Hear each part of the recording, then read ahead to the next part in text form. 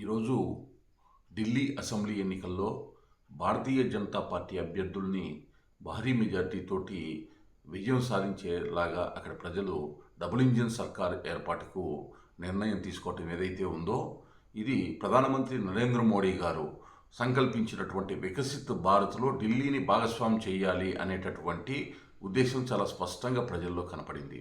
అదేవిధంగా అవినీతితో కూడుకున్నటువంటి పాలనను అందించినటువంటి ఆప్ని తరిమివేయాలి, చర్మగీతం పాడాలి ఆప్కి అనేటటువంటి ఒక ఉద్దేశాన్ని ఓటరు చాలా సుస్పష్టంగా నిర్ణయం తీసుకున్నారు.